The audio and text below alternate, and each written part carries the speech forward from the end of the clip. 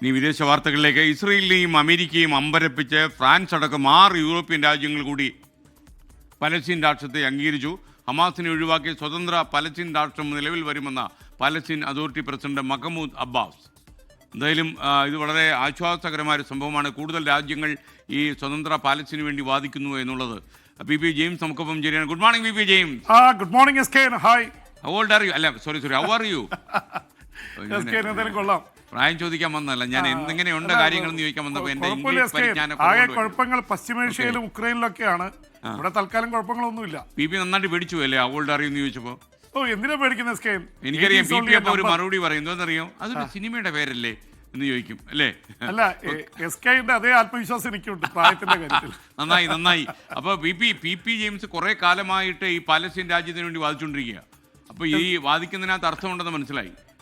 S K, ഈ Palestine എന്ന രാജ്യത്തിന് വേണ്ടി നമ്മൾ വാദിക്കുന്നത് സത്യത്തിന്റെ പക്ഷത്ത് നിന്നുമാണ്, അല്ലാതെ ഇപ്പൊ ജാതിയും മതവും രാഷ്ട്രവും നോക്കിയല്ല. പലരും പറയുന്നുണ്ട് ഇത് ഒരു ജാതിക്ക് വേണ്ടി, ഒരു മതത്തിന് വേണ്ടി, സമുദായത്തിന് വേണ്ടി നിലപാടെടുക്കുന്നത്. നമ്മൾ മനുഷ്യർക്ക് വേണ്ടിയാണ് നമ്മൾ 24-ൽ നിലപാടെടുക്കുന്നത്. സത്യത്തിൻ്റെ പക്ഷത്താണ് ഒരു മാധ്യമ പ്രവർത്തകൻ നിൽക്കേണ്ടത്.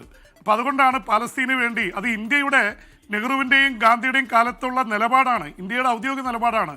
പാലസ്തീൻ എന്ന രാഷ്ട്രത്തെ നമ്മൾ അംഗീകരിക്കുന്നത് മാത്രമല്ല, യാസർ അറാഫത്തിനെ പോലെ ഒരു നേതാവിനെ ഇന്ദിരാഗാന്ധി വിളിച്ചിരുന്നത് സഹോദര എന്നാണ്, മൈ ബ്രദർ, ഡിയർ ഫ്രണ്ട് എന്നാണ് വിളിച്ചിരുന്നത്. അപ്പോൾ പാലസ്തീന് വേണ്ടി ഇന്ത്യ എത്രയോ കാലമായി, ഒരു കാരണമുണ്ടല്ലോ എസ് കെ. പാലസ്തീൻ എന്ന ഒരു രാജ്യത്തിൻ്റെ ഉള്ളിലാണ് ഇസ്രായേൽ എന്ന രാഷ്ട്രം രൂപീകരിക്കപ്പെട്ടത്. അത് ബ്രിട്ടീഷുകാർ അങ്ങനെ സ്ഥാപിച്ചു കൊടുത്താണ്. അവർക്ക് അവകാശമില്ലെന്ന് പറയുന്നില്ല. അവിടെ യഹൂദ രാജ്യമുണ്ടായിരുന്നു, ഹീബ്രു ഭാഷ സംസാരിച്ചിരുന്നു, ഒക്കെ ഉണ്ട്. പിന്നെ ഇതിൽ മതത്തിൻ്റെത് കാണേണ്ട കാര്യമില്ല. ഇതിനപ്പുറത്തേക്ക് മനുഷ്യൻ്റെ പക്ഷത്ത് നിന്നാണ് ചിന്തിക്കുന്നത്. ഒരുപക്ഷെ എനിക്കതിൽ ഏറ്റവും കൂടുതൽ തോന്നുന്നത് ക്രിസ്ത്യൻ സഭകളുടെയൊക്കെ തലപ്പത്തിരുന്ന മാർപ്പാപ്പ ഫ്രാൻസിസ് മാർപ്പാപ്പ ഏറ്റവും കൂടുതൽ വേദനിച്ചത്, മരിക്കുന്നതിൻ്റെ തലേദിവസം, കാലം ചെയ്തതിൻ്റെ തലേദിവസം കൂടി വിഷമിച്ചത് പാലസ്തീനികളെ കുഞ്ഞുങ്ങൾ കൊല്ലപ്പെടുന്നതിനെ കുറിച്ചാണ്. അദ്ദേഹത്തിൻ്റെ പാപ്പ മൊബൈൽ കൊടുത്തത് ഈ പാലസ്തീനിലെ കുഞ്ഞുങ്ങളെ ആശുപത്രിയിലേക്ക് കൊണ്ടുപോകാനാണ്. അത് സിംബോളിക്കാണ്. ആ പാപ്പ മൊബൈൽ ഇന്ന് ഗസയിലാണ്. അപ്പോൾ ആ തരത്തിലാണ് ഇതിനെ കാണേണ്ടത്. ഫ്രാൻസിസ് മാർപ്പാപ്പയെ പോലെ ഒരു പാലസ്തീൻ രാജ്യത്തിലെ കുഞ്ഞുങ്ങളെ ഓർത്ത് കരയുകയും വേദനിക്കുകയും ചെയ്ത ഒരാൾ, അതുപോലെ ഒരുപാട് പേര്. അപ്പോൾ അതുകൊണ്ട് ലോകത്തിൻ്റെ മുഴുവൻ മനസാക്ഷി ഇപ്പോൾ പാലസ്തീൻ്റെ കൂടിയാണ്, ഗസയുടെ കൂടിയാണ്. ഹമാസ് ഇതിനെ ഒരു തരത്തിലും നമ്മൾ അംഗീകരിക്കുന്നില്ല. അത് നമ്മൾ നേരത്തെ തന്നെ പറഞ്ഞിട്ടുണ്ട്. തീവ്രവാദി സംഘടനകൾ ഹമാസ് ആണെങ്കിലും ഹെസ്ബുള്ളയാണെങ്കിലും ഹൂതികളാണെങ്കിലും ഒരുപക്ഷെ ഇസ്രായേലിൻ്റെ മൊസാദ് ആണെങ്കിലും നമുക്ക് അംഗീകരിക്കാൻ കഴിയില്ല. അപ്പോൾ അതുകൊണ്ട് ആ തരത്തിൽ ഇതിനെ വേർതിരിച്ച് കാണേണ്ട കാര്യമില്ല. അവിടുത്തെ സ്ത്രീകളും കുഞ്ഞുങ്ങളും ജനതയുമാണ് പ്രധാനപ്പെട്ടത്. അതുകൊണ്ട് തന്നെയാണ് എസ് കെ എൻ 6 രാജ്യങ്ങൾ, യൂറോപ്യൻ രാജ്യങ്ങൾ കൂടി അംഗീകരിച്ചിരിക്കുന്നത്. അപ്പോൾ മൊത്തം 10 രാജ്യങ്ങളായി 2 ദിവസത്തിനുള്ളിൽ പാലസ്തീനെ സ്വതന്ത്ര രാഷ്ട്രമായി അംഗീകരിച്ച് പ്രഖ്യാപനം നടത്തി. അതിൽ ചില രാജ്യങ്ങളല്ല, ഇപ്പോൾ വന്നിരിക്കുന്നത് France, Belgium, Luxembourg, Malta, Monaco അടക്കമുള്ള രാജ്യങ്ങളാണ് വന്നിരിക്കുന്നത്. അപ്പം നേരത്തെ ആണെങ്കിൽ ബ്രിട്ടനും അതുപോലെ തന്നെ കാനഡയും ഓസ്ട്രേലിയയും അടക്കമുള്ള രാജ്യങ്ങൾ, പോർച്ചുഗൽ അടക്കമുള്ള രാജ്യങ്ങൾ വന്നു. അപ്പോൾ യൂറോപ്യൻ രാജ്യങ്ങൾ എല്ലാവർക്കും അറിയാവുന്നതാണ്, അത് ഭൂരിപക്ഷം ക്രിസ്ത്യൻ രാജ്യങ്ങളാണ്. അവർ അംഗീകരിക്കുന്നത് ഇസ്ലാം മത വിശ്വാസികൾ 95% ഒരു പാലസ്തീൻ രാഷ്ട്രത്തെയാണ്.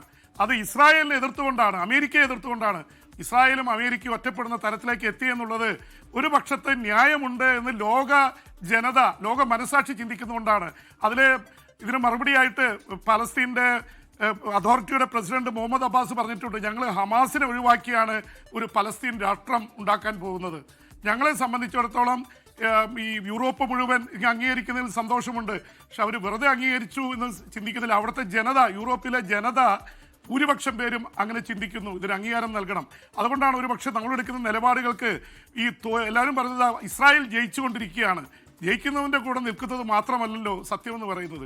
തോൽക്കുന്നവൻ്റെ ഭാഗത്താണ് സത്യമെങ്കിൽ ആ തോൽക്കുന്നവൻ്റെ കൂടെ, പരാജിതൻ്റെ കൂടെ നിൽക്കുന്നത് കൂടിയാണ്. അതുകൊണ്ടാണ് നമ്മൾ കൃത്യമായിട്ട് പാലസ്തീൻ എന്ന രാഷ്ട്രത്തെക്കുറിച്ചും ഗസയിലെ ഏതാണ്ട് 65,000 മനുഷ്യരെയാണ് കൊന്നൊടുക്കിയത്. അതിൽ ഭൂരിപക്ഷം പേരും സ്ത്രീകളും കുഞ്ഞുങ്ങളാണ്. അവരെന്ത് പഴച്ചതാണ്? അപ്പോൾ ഒരു മതവിശ്വാസത്തിൽ ജനിച്ചു എന്നുള്ളത് കൊണ്ട് അവർ വേട്ടയാടിക്കൊള്ളട്ടെ എന്ന് ചിന്തിക്കുന്നത് തന്നെ തെറ്റായിട്ടുള്ളൊരു നിലപാടാണെന്ന് മനസ്സിലാക്കുന്നത്. ചിലപ്പോൾ ഒരുപക്ഷെ നമ്മൾ കാണുന്ന ഈ പ്രേക്ഷകരുടെ ഇടയിൽ ഒരു അത്യന്ത ന്യൂനപക്ഷം ഈ രീതിയിലൊക്കെ ചിന്തിക്കുന്ന ആൾക്കാരുണ്ട്. വർഗീയതയുടെയും വെറുപ്പിൻ്റെയും പേരിൽ ചിന്തിക്കുന്നവരോടുള്ള ഒരു മറുപടിയാണ് ലോകം മുഴുവൻ കൊടുത്തുകൊണ്ടിരിക്കുന്നത്. 142 രാജ്യങ്ങൾ UN ജനറൽ അസംബ്ലിയിൽ പാലസ്തീൻ അനുകൂലമായി വോട്ട് ചെയ്തു. ഇപ്പോൾ 10 രാഷ്ട്രങ്ങൾ കൂടി ചേർന്നിരിക്കുന്നു. അപ്പോൾ 152 രാജ്യങ്ങൾ. ആകെ അമേരിക്കയും ഇസ്രായേലും അടക്കം 10-ൽ താഴെ രാജ്യങ്ങൾ മാത്രമാണ് എതിർക്കുന്നത്. അപ്പോൾ ഇത് വെച്ച് നോക്കുമ്പോൾ SKN ഇതിനൊരു വലിയ രാഷ്ട്രീയത്തിനപ്പുറത്ത് മാനുഷികതയുടെ ഒരു വലിയ അംശമുണ്ട്.